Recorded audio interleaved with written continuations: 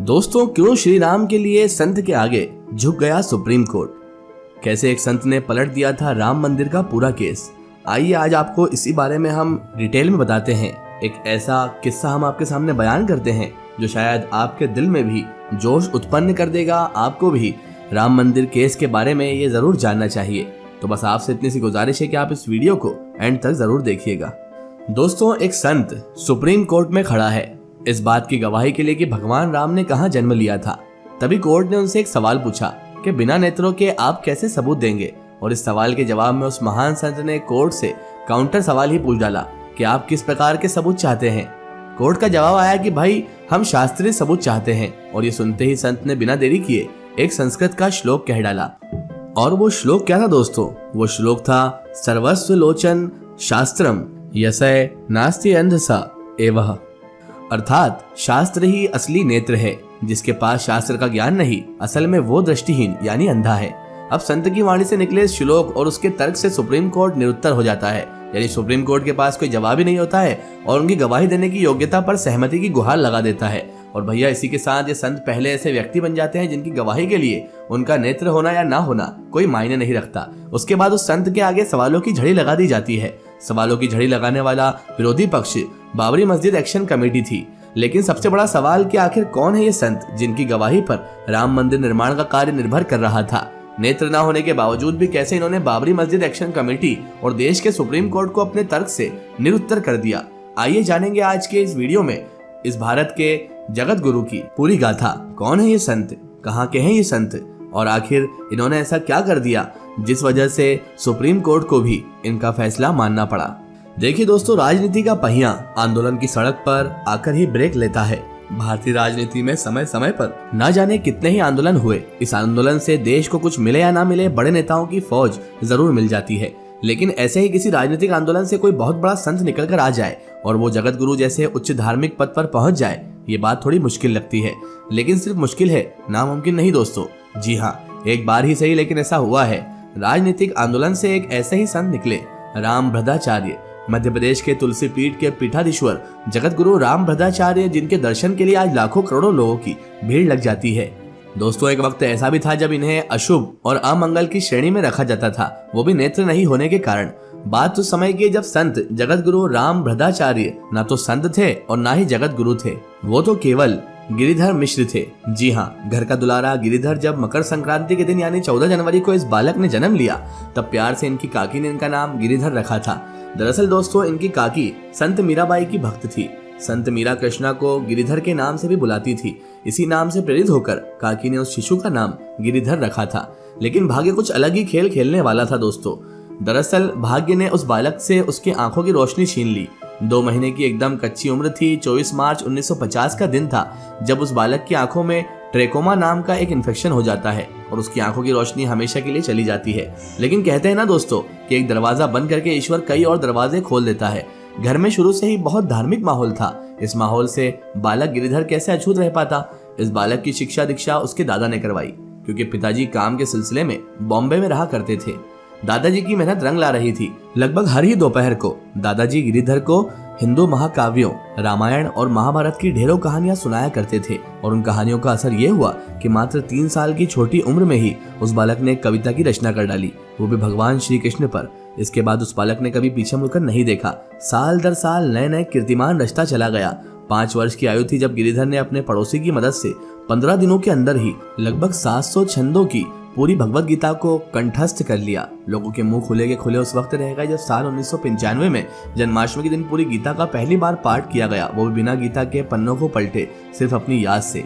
उस वक्त ये बालक मात्र 5 वर्ष का था। ये सिलसिला चलता रहा और मात्र 31 साल की उम्र में साल 1981 की 14 जून को इन्होंने डॉक्टरेट यानी पीएचडी की डिग्री को हासिल कर लोगों को हैरान कर डाला। और दोस्तों, आपको ये जानकर बड़ा आश्चर्य भी होगा कि जहां लोग अपनी पीएचडी को 10 साल तक करते रहते हैं, वहीं इन्होंने पीएचडी डिग्री की थीसिस को मात्र 13 दिनों में ही लिख डाला। उनकी क्षमताओं से प्रभावित होकर उस वक्त की प्रधानमंत्री इंदिरा गांधी ने उन्हें अपनी आंखों के इलाज के लिए अमेरिका अपने खर्चे पर भेजने का ऑफर रखा था। लेकिन गिरिधर मिश्र ने इस प्रस्ताव को ये कहते हुए ठुकरा दिया कि अब उन्हें भौतिक दुनिया देखने की कोई इच्छा नहीं रह गई। अब दोस्तों आते हैं 2023 में दिए गए इनके एक स्टेटमेंट पर जरा ध्यान दीजिए। भारत में राम के सापेक्ष ही राष्ट्रवाद होना चाहिए। दूसरा, राम 2 शब्दों से बना है, रा और माँ। रा प्रभाववाचक है और माँ स्वभाववाचक। प्रभाव और स्वभाव का मिलित रूप ही राम है। रा का अर्थ राम और माँ का अर्थ मंगल राम ही है।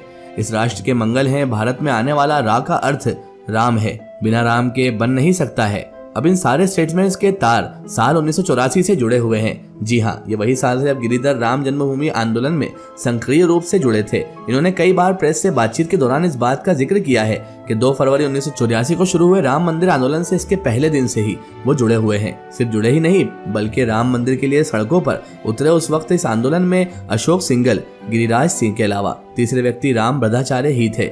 इस आंदोलन को मकसद तक पहुंचाने के लिए उन्होंने एक लंबा संघर्ष किया है। इस संघर्ष में उन्होंने कठिन मानसिक और शारीरिक संघर्ष का सामना भी करना पड़ा। पुलिस की लाठियों ने इन्हें इस कदर चोटिल किया कि इसके घाव और जख्म के निशान आज भी इनके शरीर पर हैं। पुलिस ने इन्हें इतने गलत तरीके से मारा कि इनकी हथेलियां तक जख्मी हो गई। न सिर्फ जख्मी हुई बल्कि आज तक उनके दाहिने हाथ का शेप जो है वो टेढ़ा है और वो अब तक कभी ठीक भी नहीं हो सका है। दोस्तों, इन संघर्ष में उनका शरीर काफी कमजोर हो गया है। यातना यही तक नहीं रुकी दोस्तों, बल्कि इन्हें कई दिनों तक जेल में भी रहना पड़ा। लेकिन इन्होंने भी जैसे हार ना मानने की कसम खा रखी थी। भाई, इधर पुलिस और उधर प्रशासन का जोर और जुल्म बढ़ रहा था, तो उधर वो जेल में ही कैदियों के जीवन बदलने की प्रक्रिया में बिजी हो गए। जेल को ही इन्होंने रामायण की पाठशाला बना डाला। अब सोचिए जरा आप कैसे इंसान होंगे। ये कैदियों को ये रामायण की कथा सुनाते जब तक ये जेल में रहे तब तक रामायण का प्रशिक्षण चलता रहा। स्वामी जी के इस कदम से न जाने कितने ही कैदियों का जीवन परिवर्तन हो गया। जेल के अंदर का माहौल इतना धार्मिक हो गया और कैदियों के बीच इतनी ज्यादा इनकी इज्जत, इनका सम्मान बढ़ गया कि धीरे धीरे उस वक्त की सरकार पर इनको रिहा करने का दबाव बनने लगा। उधर जेल के बाहर भी जनता इनको रिहा करने की मांग पहले से ही कर रही थी। ऐसी स्थिति को संभालना अब सरकार के बस में नहीं था, इसलिए इन्होंने तत्काल रिहा करने का निर्णय लिया गया। आज तक के कार्यक्रम में आमंत्रित जगत गुरु आंदोलन के दिनों को याद करते हुए जब सवालों का जवाब वो दे रहे थे तभी अचानक से एक मक्खी उनके चेहरे पर मंडरा रही थी। अपने सेंस ऑफ ह्यूमर का इस्तेमाल करते हुए अचानक से कह बैठते हैं कि ये मक्खियां भी कांग्रेस की तरह ही है जो परेशान करने आई हैं। इतने में वहां बैठे सारे लोग हंसने लगते हैं। उनका इशारा आंदोलन के दौरान कांग्रेस सरकार द्वारा उन पर किए गए जुल्म की ओर था। उन्होंने कई बार इस घटना का जिक्र किया दोस्तों कि कैसे एक बार कांग्रेस सुप्रीम कोर्ट में एक शपथ पत्र लेकर आई थी। उस शपथ पत्र में ये कहा गया था कि भगवान राम का जन्म अयोध्या में नहीं हुआ था। ये जानकर जगत गुरु ने तत्कालीन प्रधानमंत्री मनमोहन सिंह को एक पत्र लिखा जिसमें उन्होंने ये कहा कि ये बात अगर सोनिया गांधी कहती तो समझ में आता, लेकिन आप तो समझ सकते हैं अपने गुरु ग्रंथ साहिब में ही 5600 बार राम का नाम आया है और आपकी पार्टी राम के अस्तित्व पर संदेह करती है। ये बिल्कुल बर्दाश्त के बाहर है। अब ये बात तो पूरी दुनिया जानती है कि जगत गुरु की गवाही के कारण ही आज राम मंदिर अस्तित्व में आया है। यहाँ भी गुरुजी के लिए राह कोई आसान नहीं थी। जब गवाही के लिए धर्मगुरु की खोज हो रही थी तब लगभग सारे बड़े बड़े धर्मगुरुओं ने इस मामले को खुद से अलग रखने का फैसला किया। उनका कहना था कि ठाकुर जी स्वयं उन्हें यह काम करने से मना कर रहे हैं। लेकिन अगर सच्चाई देखें तो जिन धर्मगुरुओं ने गवाही देने से मना किया था वो सारे लोग कहीं ना कहीं इस विवादास्पद मामले से खुद को बचाना चाह रहे थे।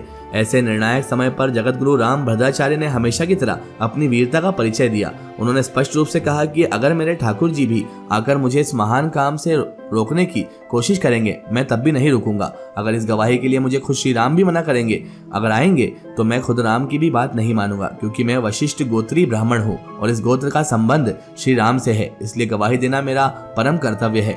अब जब गवाही की प्रक्रिया शुरू हुई तो इनके सामने कठिन सवालों का ऐसा सिलसिला शुरू हुआ कि भैया इसका जवाब देना किसी भी साधारण मनुष्य की बस की बात तो था ही नहीं। आपको जानकर आश्चर्य होगा कि इनके द्वारा कोर्ट में दिए गए एक सवाल के जवाब में 50 सवालों का समाधान होता था। इनको परास्त करना प्रतिपक्ष पार्टी के बस का नहीं था। जवाब देने की इतनी जबरदस्त तैयारी देखकर प्रतिपक्ष भी उनका मुरीद हो जाया करता था। इन्होंने इस केस को लेकर लगभग सभी तरह के कोर्ट में अपनी गवाही को दिया। अब एक बार लखनऊ हाई कोर्ट में सवालों का एकदम सटीक और शास्त्रीय उत्तर सुनकर एक मुस्लिम जज ने जगत गुरु को कहा, यू आर डिवाइन पावर। दरअसल दोस्तों जगत गुरु द्वारा पेश किए गए तथ्य और तर्क इतने सटीक थे कि प्रतिपक्ष के खेमे में हताश और निराशा साफ देखी जा सकती थी। इस केस को अपने हाथ से जाता देख प्रतिपक्ष की हताशा का अंदाजा आप इसी बात से लगा सकते हैं कि भाई न केवल देश के स्तर पर एक बड़ा ग्रुप इस केस को कमजोर करना चाह रहा था बल्कि इसे लेकर अंतर्राष्ट्रीय स्तर पर भी साजिश हो रही थी। जी हाँ, एक खबर के अनुसार इस केस में जगत गुरु को हराने के लिए $45,000 का विदेशी इन्वेस्ट भी किया गया था। लेकिन इतनी बड़ी रकम किसी चीज के काम नहीं आई और जगत गुरु द्वारा पेश किए गए 437 सबूतों की सत्यता पर कोर्ट ने सच्चाई की मोहर लगा दी। इन्होंने अपने जीवन में जो कुछ भी प्राप्त किया है वो सब धर्म और श्री राम की उपासना के माध्यम से प्राप्त किया है। बचपन से ही दोस्तों इनकी बुद्धि और समझने की शक्ति एक्स्ट्रा ऑर्डिनरी रही थी। ऐसा लगता था कि जैसे भगवान साक्षात इनका हाथ पकड़कर जीवन पथ पर इन्हें लेकर चल रहे हैं। ये जिस भी स्कूल या यूनिवर्सिटी में अध्ययन के लिए गए, वहाँ उन्होंने हमेशा 99% अंक हासिल कर अव्वल स्थान को प्राप्त किया। इनकी ईमानदारी और धर्म परायणता का अंदाजा आप इसी बात से लगा सकते हैं कि इन्होंने कभी भी ब्लाइंड कैटेगरी के तहत मिलने वाली किसी भी सरकारी सुविधा का लाभ नहीं उठाया। खुद को उन लोगों से कई अधिक योग्य मानते थे जिनके पास आंखें थी।